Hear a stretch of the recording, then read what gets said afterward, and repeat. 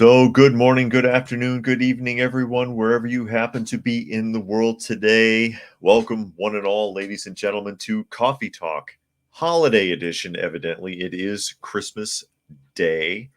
Well, in the United States, it's Christmas Day, anyways, being the 25th of December. So, don't know if anyone is going to be out there, but I have a little bit of time. So, I figured, why not? I may as well do the regular podcast. And so, here we go as we get ready to dive into what is going on in the world today besides fake Santa Claus sightings.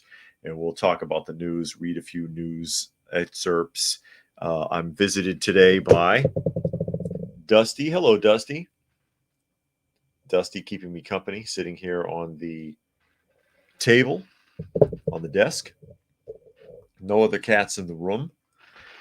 And naturally, you can find me on YouTube. This is where the live portion is taking place. That is at Coffee Talk Live, Coffee Talk on YouTube, as well as Prepper University on YouTube, and at Coffee Talk Chat on X, formerly known as Twitter. And StreamYard sent a message that said that I should be able to see the comments on Twitter now. If somebody makes a comment on X, Twitter, whatever the hell.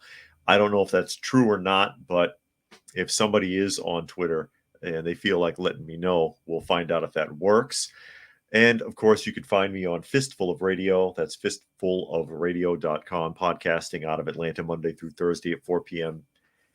and Friday at noon, and that is Eastern Standard Time. So hope everybody's enjoying their holiday. My wife is out of the house right now. She had to go to the nursing home, so she'll be back in a little while. And I was already there this morning. Just FYI, a little while back, her mother had a really bad stroke, and so we brought her to Georgia and put her in a nursing home here, so that they can try to help her to recover, which is not going well. But she's gone back now, and she'll be returning shortly. So I was like, yeah, you know what? I can squeeze in a regular podcast here and just go ahead and knock that out and greet everybody. And of course, I read as many of the comments as I can for those who are listening and not able to see. And I'll go ahead and greet some of the people that have popped in here, though, so far today. I see Helter is here. Dragon is here. Brian is here. Urban Angst is here. Armored Ghost made it. Yeah, he says the day came too soon. Yes, it did. Cyberjack Sr. Josette, or is it Josie? Josie? Am I pronouncing that correctly? And it says, I found out you can get like a window film for your windows in the house that's bulletproof, but it's bulletproof, really. But going ahead and saying hello, and of course, many of you said Merry Christmas. Indeed, hope you had a good, hope you're having a good holiday. For those of you who still want to acknowledge Christmas exists, it's too Christian for a lot of modern people, unfortunately. I see Savage Lee has joined us. Also, I wanted to throw it out there, and I'm not trying to be ungrateful at all. I know sometimes people send pet food to our P.O. box to help us with our shelter pets. I would ask that humbly, believe me, because I appreciate everything everybody does. You don't have to buy any of the high-end stuff.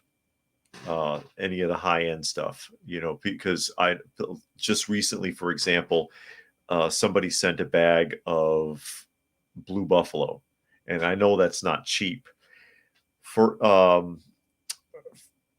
Friskies and 9 Lives and stuff like that is fine.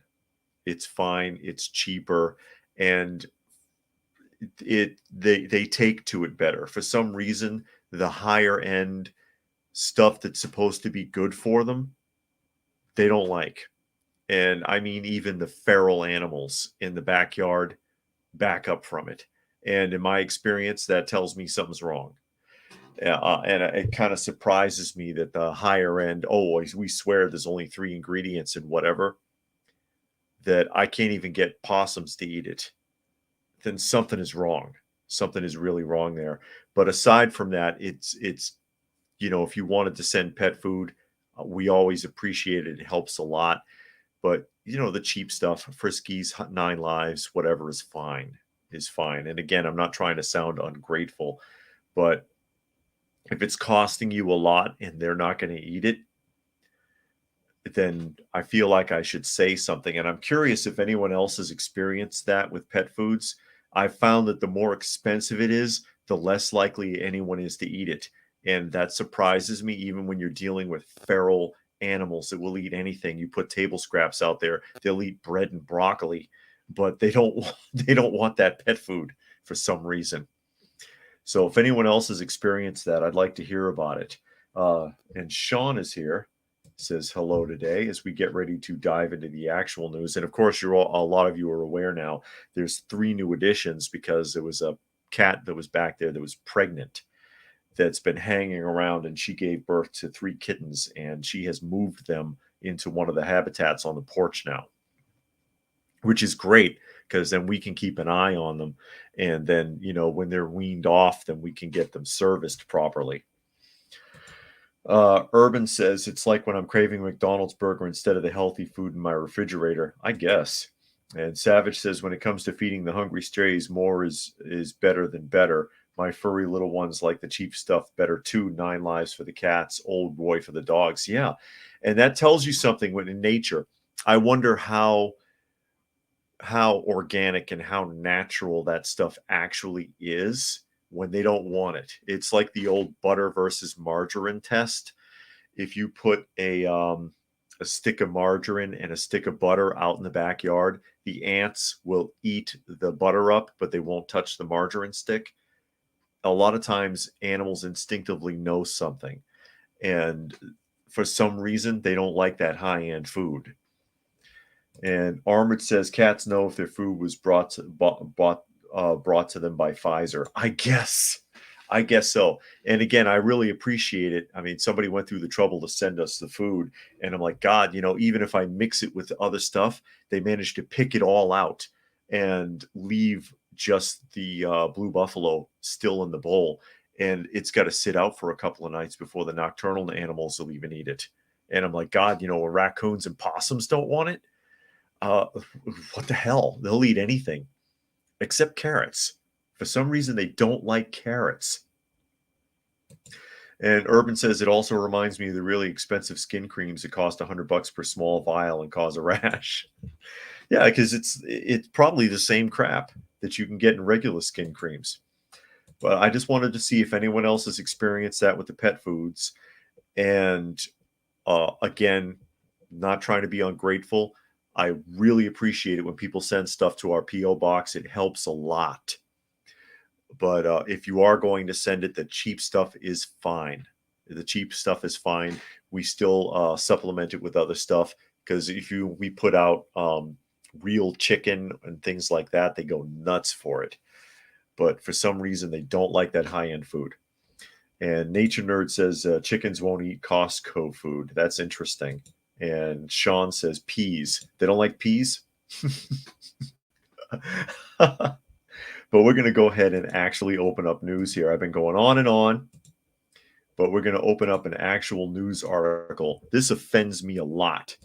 And this comes from the Philadelphia Inquirer, and it's a local Philadelphia story, but I'm going to go ahead and read it anyway just because of the pure arrogance of this. And Boogers is here. He says, good afternoon and Merry Christmas. We'll be listening in the background. Philadelphia Inquirer. Philly's sheriff hasn't held a tax sale in years, and the city says it's costing them millions. And is that that's the city council on the left and the mayor on the right? You notice all these people are females now. Again, I've noticed that a lot of the mayors, a lot of the presidents of these colleges and universities and stuff, they're all women. In the last few years, I've noticed that a lot.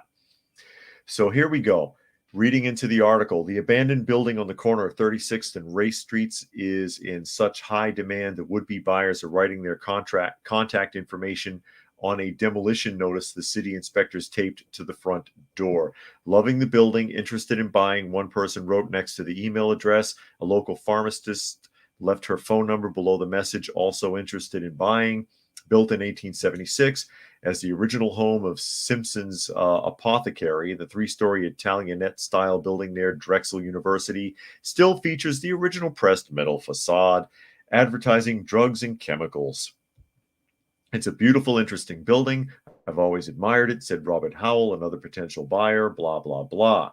Okay, let's get to the meat of this. Instead, the decaying structure has become a monument to Philly's blight. The side wall collapsed years ago, prompting the city to declare the building unsafe. The backyard is full of trash and rotting construction material. The unpaid tax bill now exceeds $50,000 plus an additional $4,000 in trash fees. In April, city lawmakers secured a court order for auction the building at a tax sale. The proceeds from such auctions, a key function of the Philadelphia Sheriff's Office, are used to settle old tax bills. Ideally, the new owners rehab the building and get it back on the tax rolls. At least that's how it's supposed to work. But the 36th Street property never made it to auction, nor have hundreds of others across the city that courts have marked for sale. That's because the sheriff's office hasn't held the tax sale in 2.5 years. And the Sheriff Rochelle Bilal and her staff won't say why. Since January 2022 alone, about 1,330 tax delinquent properties have piled up in common pleas court with orders to be sold, but property owners have essentially been free to ignore the threat of auction. Okay. So first of all, I hate the idea that you never really own anything. I bought the land, I bought the house. You tax it to death to the point where you get to the right to seize the property and sell it. Second of all, they're giving an example of one house or one building that they want to auction that is actually collapsing and therefore should be demolished if that's the case. With $50,000 in back taxes, I want to know how much of that $50,000 is fees, penalties, and interest. Because if I owe like $8,000 in taxes and you turn it into $50,000, which I have seen happen, I talked about it in a short on a house that they did this to around here not too long ago because of overgrown weeds. And they put a 30-day notice on it that they would sell the property to pay off maintaining the yard, even though they never cut the grass. Okay? That's bullshit. I hate the idea that you never actually own anything. You may as well not even bother if that's the case. In some states, I know Georgia's not that bad, but in some states, the taxes are insane. How much of this is fees, penalties, and interest? Second of all, I don't blame the sheriff's office for not doing it. One, because it's unethical, and two, because as they pointed out, according to the mayor's office, they consider that to be the primary function of the sheriff's office. And then they have the nerve to complain that they're not making enough money because enough properties haven't been seized from people and sold at public auctions. You can't earn money any other way. You're not earning enough from like highway robbery, from sticking people with crappy tickets and pulling them over all the time. I see H12 is here, as well as All People, and Moki has made it. Hope your holiday is going well. Urban Angst says it's almost like they're keeping the land for building a 15-minute city and giving the contracts to their own friends and family, which is what I suspect is going on in California. And Savage says, oh yeah, Philadelphia is a dump. I haven't been there in almost 30 years, but it never stops getting worse. Dragon says this is the same person who tried to double her salary with funding approved for increasing her staff that does nothing. Exactly. Don't they look like honest people to you? Honest, hardworking politicians that are only looking out for your best interest by seizing your property and selling it at sheriff sales, and having the nerve to say that's the primary function of the sheriff's office, to seize property and sell it at public auction for pennies on the dollar because of their savage taxes that they crushed these homeowners and business owners with, to the point where they're like, screw you, take the property, I'd rather you took it and sold it at auction than try to pay that. It's impossible. Unbelievable. Nature Nerd says China and Vietnam have 99 leases instead of owning anything. And D-Lo made it. Glad you could make it today. Helter says, who holds a tax sale when you can self-fund by running guns and voting yourself raises? Yeah. And Urban says, in British Columbia these days, renting seems to make the most sense for regular working folks. Also, British Columbia was at the center of the leaky condo crisis where people lost their life savings. And H12 said sold for a quarter of the price on everything. Yeah, and that's really what it comes down to. Is it at a sheriff's sale, an auction, it's not going to get the full value. And it's a story I had covered many years ago. I forget what state it was in. It was a woman who there was an oversight on her taxes, and I think it was $6.72 or something for the school taxes on her property. And they sold her house. They sold her house, and she was a widow of a veteran who was killed in action with a quadriplegic child in the house. And the sheriff put her out, or tried to put her out. She was squatting in her own house. I don't know whatever became of that story, but they were saying, oh, well, we sent her a notice so she could have paid it because they were going to sell the property, pay off the tax, and then give her the cash difference. But the property sold for I think it was the house was worth around 300,000 and it sold for like 112,000 at the public auction. And it's like, you robbed me. You stole my house. You robbed me. You never told me I owed you anything. $6.72. I think I can find it. And you're putting a widow with a quadriplegic kid out in the street. Screw your taxes. Unbelievable. And Peter says, lucky we don't have property tax here. Where's that, Peter? And Armored's talking to somebody else. But the whole concept here offends me. The whole concept here offends me of how, because of the taxes, you never really own the property. If they can come and take it from you because you don't pay it, you don't own it. I want to know, how come the tax bill is $50,000? Why is it that high? I'm pretty sure that fees, penalties, and interest have a lot to do with it. And I don't like the idea that they consider the sheriff's office to be an extension of them extorting money from property owners.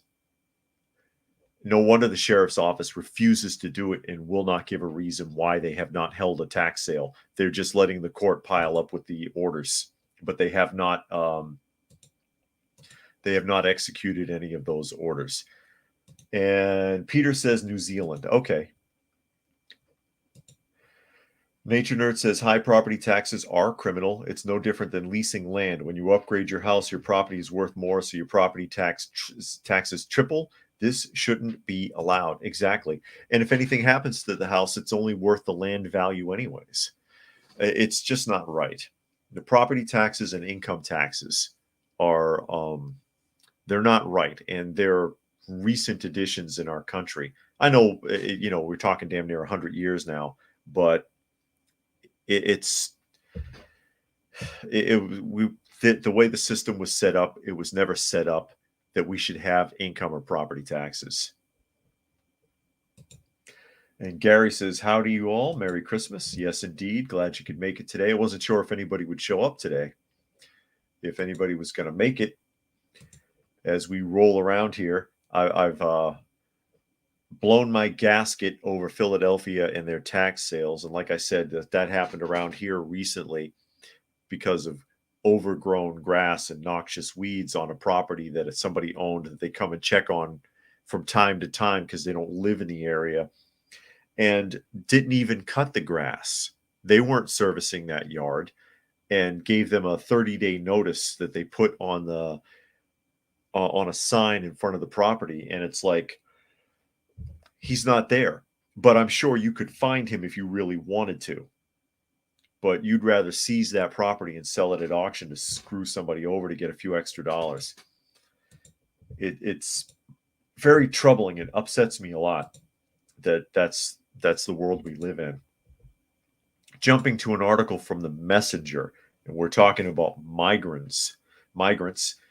It says migrants sheltered in New York City's field camp are leaving the tents to knock on doors, begging for food and money.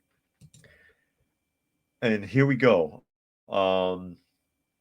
If I can get this article to hold still, migrants sheltered at the Floyd Bennett Field in New York City started going door to door in the neighborhood begging for food, money, and clothes, according to a report. Some residents told the New York Post on Friday that a number of asylum seekers are showing up at their doorsteps in Brooklyn in the Main Park neighborhood in recent weeks, asking for assistance. There's definitely an invasion of immigrants from Floyd Bennett Field in our neighborhood, and I see them sitting outside stores, outside the mall, and going around to all the houses in the neighborhood, knocking on doors and looking for money, says David Fitzgerald, 62, as he tells the Post. The New York City has been struggling with housing a large number of migrants coming from the southern border over the last months. Nearly 100,000 asylum seekers, illegal immigrants. Let me fix that for them. Illegal immigrants. Seekers have arrived in the city's shelters since 2022. To deal with the influx of asylum seekers, the city considered housing options at college campuses, tents, shelters, and hotels, which has not worked out very well, has it? The city decided to use the now defunct Floyd Bennett Field as another housing solution and started reconstructing the former military base to shelter 500 migrant families with children. But some New York lawmakers pushed back against the plan, arguing that it's not the right location for a migrant shelter. Fitzgerald told the Post on Friday that there is a lot of nervousness in the Brooklyn neighborhood because of the asylum seekers showing up at neighbors' houses asking for help after coming from the city-run shelter. I certainly sympathize with the situation, but to have people knocking at your door looking for food that don't speak English, it's annoying and I don't like it. We've never had this before, he says. I am all for charity, and this is Paul Sanzone talking. I'm all for charity, 100%. I'll give you the shirt off my back, the money in my pocket, but not this way. It has got to stop. Adding that the money his wife had been on that his wife, excuse me, adding him and his wife had been on edge since two people who came asking for food and money were wearing ankle monitors. Oh, I love it. That means that they committed a crime and were released back to the shelter wearing ankle monitors. That's perfect. Couple of comments here, and I'll get into this. Armand says there should just be sales taxes instead of property and income taxes. Yeah, it's unbearable, and it gets worse every year. Nature Nerd says when the U.S. was first formed, the only taxes America had were tariffs. So countries buying from us would pay the taxes, and citizens wouldn't suffer with high taxes. Exactly. And Lucky is here. Happy Nimrod Day. No kidding. Glad you can make it, Lucky. And Gary says if you hold your property in fee simple, which most people do, you're just renting it from the government. And Keys for us says I've heard of doing the process of land patent is the way to go. And Peter said saw an article of refugees going home for the holidays. Yeah, a lot of them have been. A lot of the Venezuelans that were given those work permits are leaving because they still can't find work. If there's no jobs, a work permit's not going to do you any damn good. And there's like 750,000 of those permits were given specifically to Venezuelans, and they're turning around and going home. But most of the refugees we're getting are not from South America anymore. They're coming from the Middle East, from Africa, and from Eastern Europe, as well as China. Nature Nerd says FDR started high income taxes during the Great Depression and World War II for social welfare programs. Before that, income taxes were basically non existent. Yeah, and they told people, I believe at that time, that that would only be a temporary measure, and it was never turned off because you can't trust that. Urban says, imagine traveling to Europe on a trip and your money runs out, and instead of taking the flight back home, you just stay and beg. And Sean says they paid for everything yet own nothing? Question mark. Exactly. That's how the government looks at it. And Armin says, is America on balance more heavily handed with regulations in Europe? Depends on the issue, I know. Yeah, it does. They're about as bad, but I think Europe's a little worse. But America's getting there. America's getting there. Here's the thing with this. First of all, and you recall last week, big pet peeve of mine is wasting food. The migrants in these shelters won't eat the food. They're throwing it away. So why are you going begging for food? They're hoping for money. And what's not being understood here by the people who wrote the article, the people whose homes they're coming to, the people at the shelters, or anyone else, is that many of these individuals, especially if you're talking about Africa and the Middle East, are coming from cultures where begging is like a profession. You know, we see it out here. We see the guy on the side of the road at the turnoff going in and out of the freeway with the sign that says homeless, vet, and hungry. And he's not a veteran, he's not homeless, and he ain't hungry. Okay. When you see a guy with a sign out here, it's probably a scam.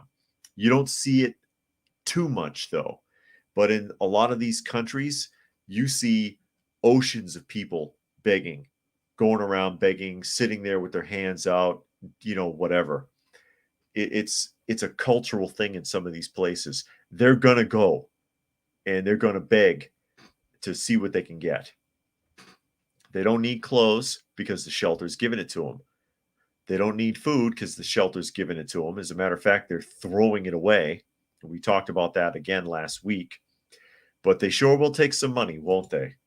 Peter says refugee status means you fled prosecution. Yeah, these people are not necessarily refugees.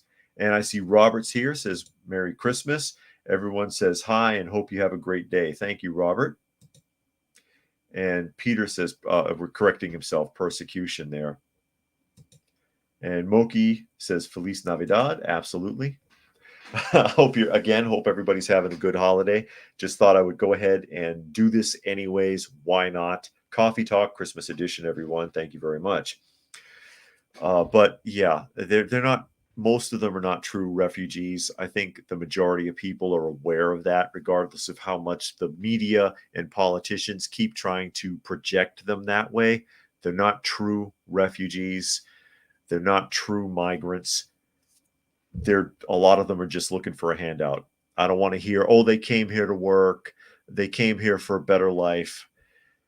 You know, you can't blanket that and say that's all of them any more than you can say that they're all crooks. A lot of them are dishonest people, but not all of them. A lot of them are refugees, but not all of them. You know, and there's no vetting process anymore to even try to weed them out. And you're seeing the results. Urban says some communist states begin with a revolution. Sometimes they begin with a flood. The commonality is money and property redistribution from those who worked for it to those who didn't. Yeah. And Dragon says this situation is a lose-lose for everybody. In no way are these people going to figure out how to make it in New York City in a matter of just months. No, they're not. But hey, you know, the current administration opened the floodgates, ended the vetting process, said that no one is to be rejected. Nobody is to be turned away, regardless. There's no vetting process again. Most of the people that are coming to the southern border should be turned away or repatriated back. Very few of them are honestly refugees and are honestly intent on becoming part of the United States and contributing to it and joining the family, if you will. There are some who are, and that's fine, but the rest of them are not. And that really makes it an invasion. It's an invasion. We're being invaded. And Peter says maybe 1% truly qualify for refugee status. And that could be. It could be a really low number in reality. Helter says New York City is feeding and housing them at the expense of taxpayers, yet that's not good enough. Maybe all those charities and activists should shoulder the costs themselves. Yeah, apparently it's not good enough if they're going around begging. But as we pointed out again, because that article really pissed me off. They're throwing the food away. It's not good enough. I thought you were starving to death. I thought you were coming from an impoverished nation where you had to scratch the ground for your food. We give you a meal and you throw it in the trash. Nature Nerd says jobs, housing, and infrastructure aren't created fast enough for 10 million people to flood any country in a couple of years. That's why the Venezuelans and lots of immigrants can't find jobs. No, and they won't. If we can't find jobs, they can't. It's as simple as that. Granted, we have work that modern Americans don't want to do. They're too good for it. I'm too good to flip burgers. I'm too good to carry trash. I'm too good to dig ditches. I should be the newest TikTok star and be bougie and high sedity, as they used to say, and bling bling, nudge nudge, and wear expensive name brand clothing and $2,000 sneakers. You know what I mean? And have a brand new flashy electric vehicle. I should be earning $500,000 a year to bag groceries. That's the attitude of a lot of these young people now. And it's unfortunate. These are people that have been handed too much in life and have been convinced that they're owed everything and they need to contribute nothing to get it. And you see the damage that it does. You see the damage. H12 says he was amazed when Trump cut the flow of illegals. Yeah, it'd be nice if that happened again. Well, both, again, Trump and Ramaswamy have said that they're going to put an end to all of that. Remains to be seen. Remains to be seen. Because you can't just take people at their word. Merv says, remember, no good deed goes unpunished. Well, it depends on who you do the good deed for. It depends on who you do the good deed for. And, you know, speaking of candidates, this is something that caught my attention. I agree, though, Merv. Most people, they don't appreciate what you do for them. They don't. And, you know, I put that video up. You might have seen the short with the chickens at the flea market here this past weekend.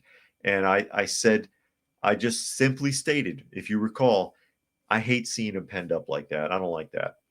That's all I said. I don't like seeing the animals cooped up like that, even if it is temporarily for the market, which we don't know. We don't know if they take them home and keep them that way. Look at some of those comments. I'm going to have to do a whole video just on those comments. People are evil. People are evil and selfish, and they don't appreciate it. At least if I took care of one of those chickens, they'd appreciate it. I take care of the cats. They appreciate it. Even the feral ones that are scared to let me touch them, they appreciate it. A person, it ain't good enough. Never is. Most of the time.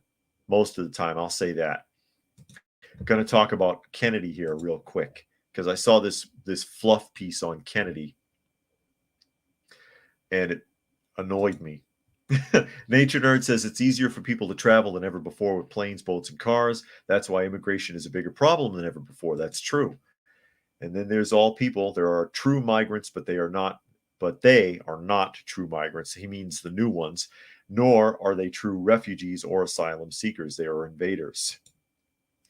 Urban says when dumb kids are pushed through a college program in something useless and do not develop their critical thinking skills, they go into shock at the first dip into the freezing job pool. And man, I remember being a kid and for minimum wage, which I think was like $3.25 at the time, doing stuff that modern people wouldn't do for $20 an hour. You know what I mean? Just to be working. Just to be working. Urban says, and by dumb, I mean inexperienced. No problem. And Peter says, Kennedy is an op. And Brian says, like that one idiot who made the KFC comment on the video. That's right. I remember. Yeah, you remember that one? He says, I bet you like that KFC, though, don't you? And it's like, actually, no, I don't eat poultry at all.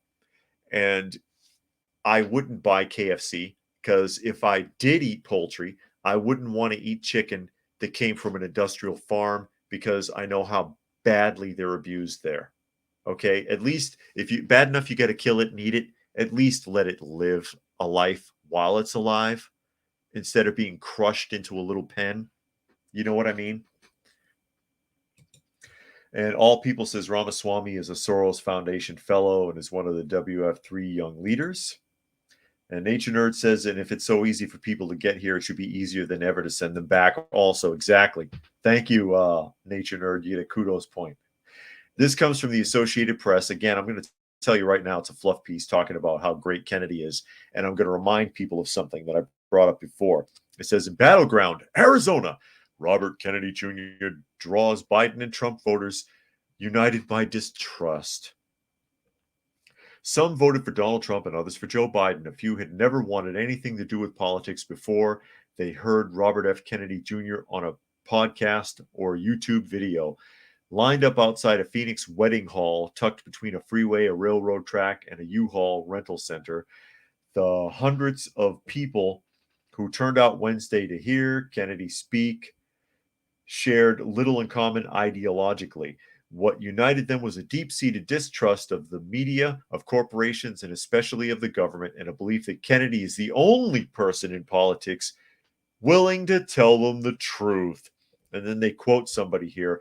I like that he talks to us like adults, said Gilbert Limon, a 48-year-old pharmacist from Phoenix. He tells you the majority of what you need to know, whereas I feel like other politicians just give you bits and pieces to try to fit their agenda, and I've had enough of that. Voters are not enthusiastic about a Biden-Trump rematch, and alternatives like Kennedy or the no labels third-party movement, which would typically be long shots, see an opening. Kennedy's appearance at a 2024 battleground state highlights how he could influence the election in ways that are tough to predict. Allies of both Trump and Biden have expressed concerns that Kennedy's independent bid could pull votes from their candidates in next year's expected general election rematch. Okay. Without digging into the rest of this, I have listened to Robert Kennedy Jr. in interviews. Most specifically, the longest interview that I watched was on Jason Whitlock's channel. And I'm going to go back to Gilbert Limon's quote. I like that he talks to us like adults, whereas I feel other politicians just give you bits and pieces to try to fit their agenda, and I've had enough of that. When I listened to him talk, bits and pieces to fit his agenda is all I heard. I don't trust Robert Kennedy. I don't think he's honest. He has a problem with vaccinations because he got screwed up by one. So he's got a personal vendetta. Anything else that he talks about, the solution to the problem, or he has, first of all, no solutions to any problems that I could tell. And the root of every problem is either the C virus or black people in poverty.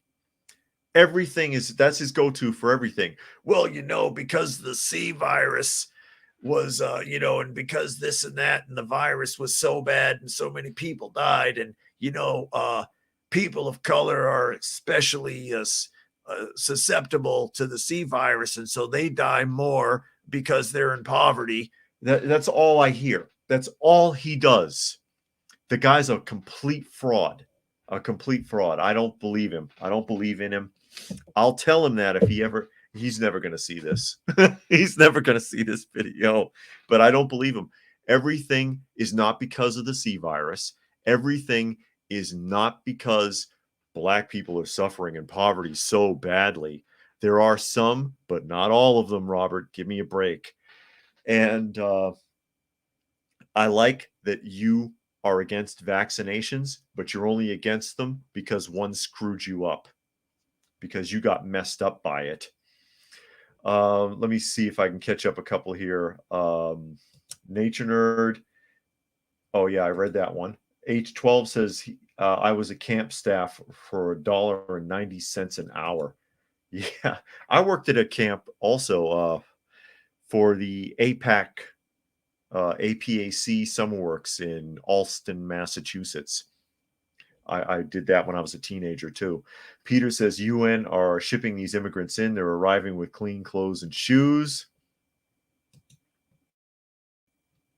All People says it's good that you help animals. Remember when God had Noah built the ark, which a typological representation of Christ, God told him to save 2 of every animal and not 2 of every people. Yeah, the people were the problem. Peter says Kennedy is anti-2A, enough said. Urban says, I think RFK is still a Democrat at heart. He sure sounds like one if his talking point always reverts back to let me pander to the black audience for their votes. Nature Nerd says Kennedy wants old style welfare and ghetto policies.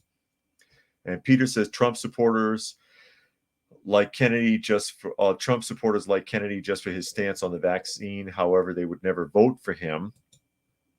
And Nature Nerd says Kennedy's brother is a terrible politician. Forgot what state. I think aren't they all in Massachusetts? I don't even know. I don't even know because I don't follow it. Also, following up on what all people said, it's biblically sound to take care of animals and to be kind to animals. Revering, you brought up Genesis and because of Noah's Ark, and of course that's where the so-called Noahide laws come from, which is the preamble to the so-called 10 Commandments, which are not actually commandments. It's actually a preamble, or the proper translation from the Hebrew is the 10 words of God, because it's a preamble to the 10 Commandments. Because in Leviticus, those 10 commandments, as it were, are repeated in greater detail. And so it's like if God was having a speech and you were all sitting in the audience and he says, hey, here's a couple of things that we're going to touch on today, and then gives you the 10 commandments, but then gets into better detail later. That's what that is. That's why it's not enough to just follow the 10 commandments, just saying. But back to the Noahide laws, one of the Noahide laws is that you should not tear the flesh from an animal and consume it. A live animal, basically, bad enough you got to eat them. You don't have to torment them too. And this also spills over into if you go back to, again, the so-called 10 Commandments. One of them, of course, is the day of rest, where it's the Sabbath day. If you read the detailed explanation in Leviticus, that includes farm animals. Any animal that you have in a laborious practice that you're using for labor, horses, oxen, whatever, also are supposed to get that day off to be kind to them. And that's also where a lot of the kosher eating comes from. Most of the kosher rules have to do with not mistreating those animals. Part of the kosher practice, when you prepare an animal for food or for a sacrifice, they have to be killed very swiftly so that there's no pain, so that the animal does not suffer. It's important.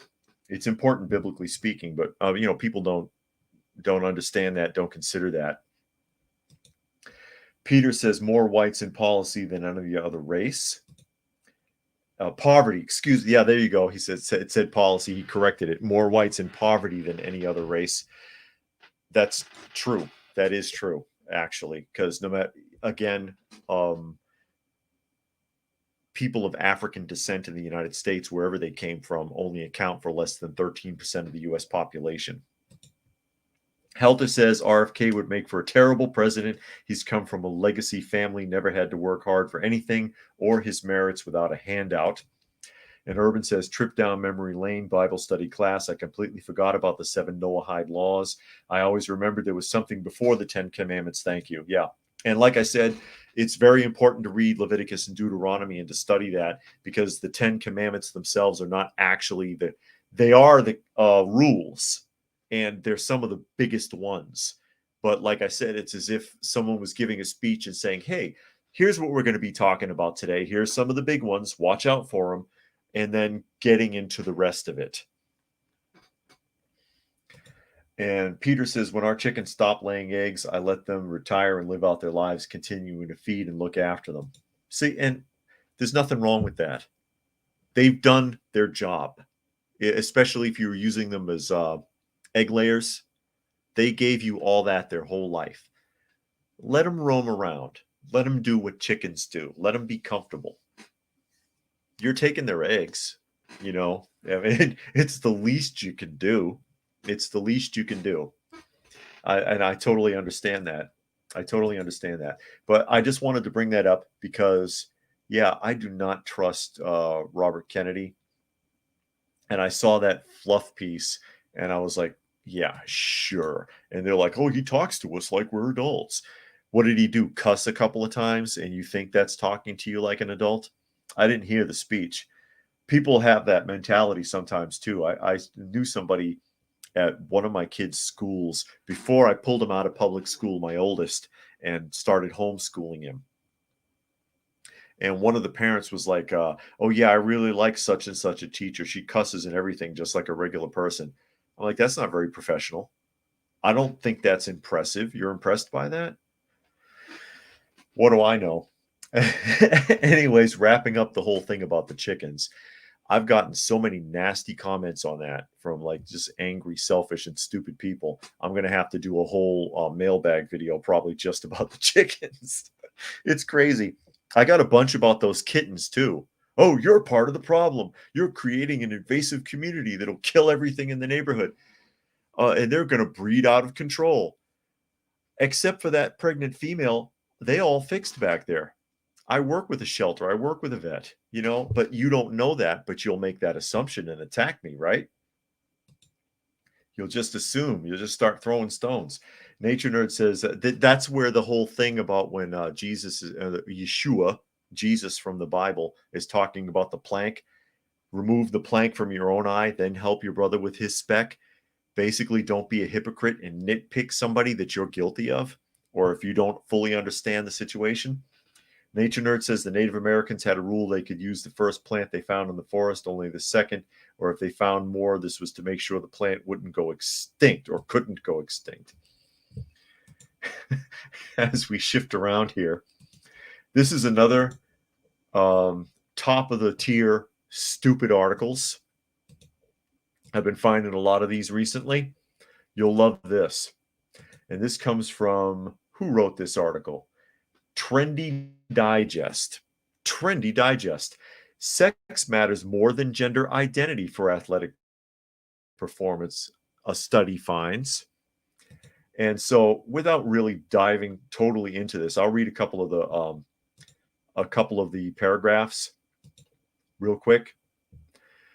But this is about the stupidest thing I've seen in a long time. It says a new study has challenged the assumption that gender identity is a more important factor than biological sex in determining the performance of athletes in mass participation races. Dr. John Armstrong, King's Dr. Alice Sullivan, University College of London, and Georgia M. Perry, an independent researcher from the U.S., conducted a study analyzing data on the performance of people who competed in the non-binary category of 21 races in the New York Road Runners database. Okay, and it goes on, and I'll just take you to the end of this, to the quote of the results. Our results illustrate that if we want to understand the needs of gender nonconforming individuals, it is vital to control for biological sex as it is likely to play a significant role in any analysis. Both sex and gender identity should therefore both be considered useful explanatory variables in data collection, as the study provides a new perspective on the ongoing debate about the role of sex and gender identity in sports performance. It suggests that while gender identity is important, biological sex also plays a significant role in determining athletic performance. This is new. This is new. This is about the dumbest thing I've read in a long time. They need to get scientists and university professors together to do a study on a road race to determine that one gender is faster than the other and that gender identity doesn't play into the ability of the individuals more than their physical sex does. Really? And this is new. This is a new thing, a new debate, a new perspective on the ongoing debate about the role of sex and gender. No one ever watched a race before. Anyone ever watch a race? I grew up in Boston. They have the Boston Marathon there. You know how the marathon goes? First across the finish line is the wheelchair participants because they're on wheels. Then about a half an hour, 45 minutes later, the first of the high-end or top-tier male competitors start crossing the line. About another half hour to 45 minutes later, the first of the top-tier, high-end female competitors start crossing the line. So the top of the male competitors cross the line a half an hour or more before the top females. I'm pretty sure it's because of their physical gender and not what they think they are. That's how it's been for a million freaking years, or however long people have been doing anything on the earth. Whatever your perspective is on how long human beings have been here. And we need professors to study this and say, we need to examine it further because apparently your gender identity has nothing to do with it. Gotcha.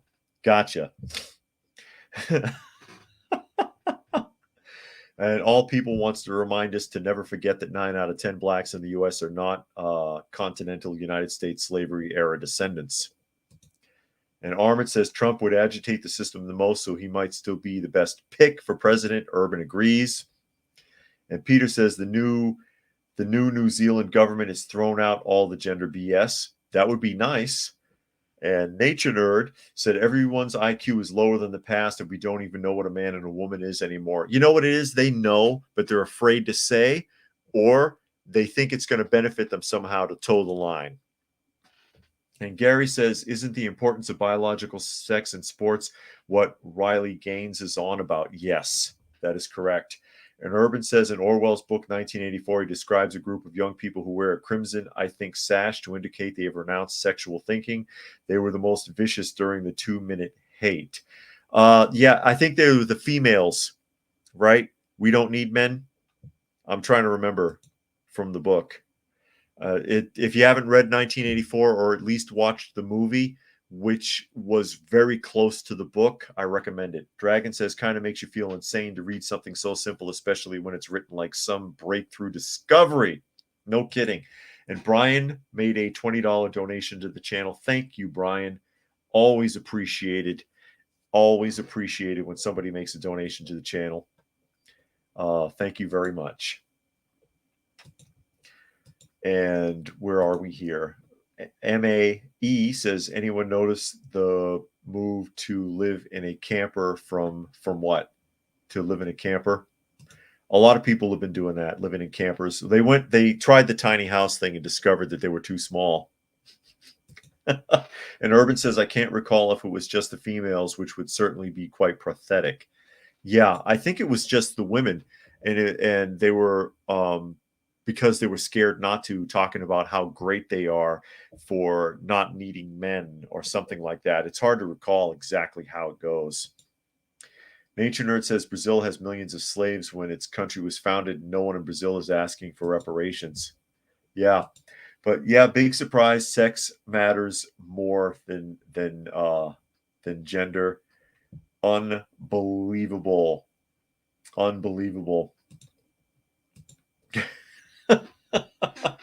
So, in case you weren't sure, folks, sex does matter more than gender when it comes to athletics.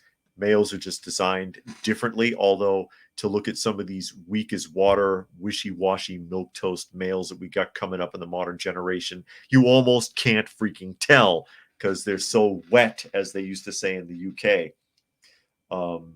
It reminds me of Are You Being Served? A show that still holds up, great British comedy. And one of the episodes had a mannequin of Mr. Humphreys because he modeled for one. And the mannequin was damaged, and Mr. Humphreys was standing on the podium, and somebody twisted his wrist to be like this. And Mr. What is his name? The manager comes by and he says, oh, don't do that with his wrist. Mr. Humphreys isn't nearly as wet as all that. If I didn't butcher that too much. Armin says, remember the early 90s when people knew what men and women were? Yeah, men and women, they are designed differently. And males, by design, in nature, as are most males in nature of any species are stronger, faster, and more durable. Physically durable. They last longer and they can take more of a pounding than their female counterparts in most instances in nature. There are a handful of examples. I did a video on it once before because somebody was saying, well, in nature, there are females that are like this and that. And I'm like, out of the 13,900 species on the planet, you can barely come up with a dozen examples. And I did a whole video on it like a year ago, if I remember correctly, if it's still up. And Urban says, are you being served? Remember what she always called her cat? Oh, yeah, I know. She always made weird references to her pussy. And then she would mention that it was her cat. And it sounded like an innuendo until you discovered she was talking about her cat. She would say something, ooh, my pussy needed to be rubbed all night long. And then you find out she meant her cat. Oh, man. Yeah, the manager, they used to call him Old Jug Ears. I'm trying to think of what his name was. Not Mr. Granger. Mr. Granger was the original senior at the men's counter. Oh, what was his name? Helter says, what's next? Are these woke a-holes going to refute the laws of science and physics? They already basically are. They already basically are, because it's more about how you feel than how things are. And then Urban says, made you say it. Yeah, well, I can say that and not get in trouble on ScrewTube. It's if I say like certain references to the C virus and things like that, that's when I get in trouble. ScrewTube doesn't seem to care if you cuss or not.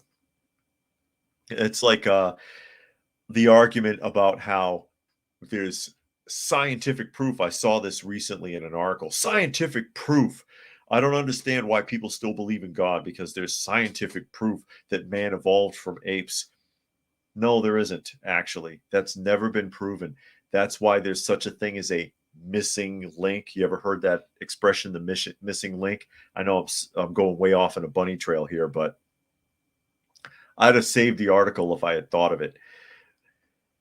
There's never been anything. In order to make that analogy work, there has to be something in between human beings, Homo sapiens, and Neanderthal man, what's referred to as Neanderthal.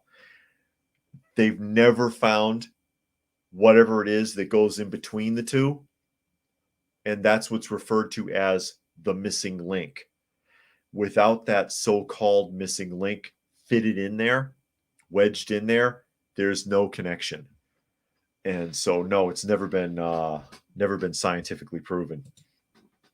Keys for Us says another good British show was called Butterflies. I don't think I remember that one. I do remember, what was it? Keeping Up Appearances was a good one with Mrs. Bouquet.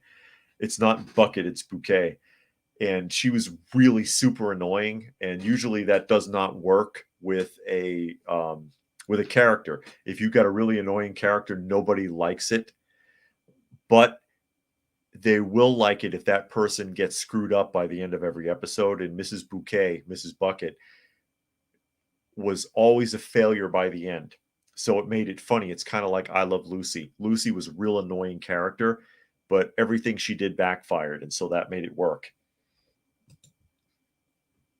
Gary says if 2 plus 2 doesn't equal 4 because of racism, then are we surprised if we can't tell the difference between a man and a woman? No kidding. And Peter says The Young Ones is another good UK show. You know what's another good one? It's only got a handful of episodes. Cadfael, which is like if Columbo lived in the 1500s. Urban says the main issue with Darwin is transitional forms, the missing link from any species. Maybe we just haven't found them, or the space aliens cleaned up after themselves. Yeah, there you go. There you go. We really, truly, I know some people like to perfectly date from the Bible, but we, in my opinion, we don't really know how long we've actually been here. How long we've been here before things were starting to be recorded in the Bible doesn't mean that we weren't here before the recordings. You know what I mean? We could have been here for 10 million years and gone through different stages of mankind, lost and found generations, lost and found histories. Peter says Doctor Who's gone beyond woke. Yeah. Well, my Doctor Who has always been Tom Baker and what is his name? Pertwee for the third and fourth Doctors are the ones I grew up with, and they're the ones I always enjoyed the most. But with that, I will go ahead and start wrapping things up. Again, this is Coffee Talk, the Christmas edition. I know we went down some rabbit holes today, but that's okay. glad we could enjoy the conversation. Of course, you can find me on YouTube, and that is Coffee Talk on YouTube, or at Coffee Talk Live more specifically, or Prepper University on YouTube, as well as at Coffee Talk Chat on X, formerly known as Twitter, and fistfulofradio.com, podcasting out of Atlanta Monday through Thursday at 4 p.m. Eastern Standard Time and Friday at noon. Special thanks again to Brian for making a donation to the channel. Much appreciated and helps a lot. Helps a lot, especially now that we're up to 13 again with the shelter pets. We just adopted out 3 not too long ago. Now I got 3 again. I got 3. They've been replaced. I can't get rid of them. Anyways, again, excuse me. Again, thanks for joining us. Hope you got something out of the conversation, and we will catch you again tomorrow. Hope you can make it.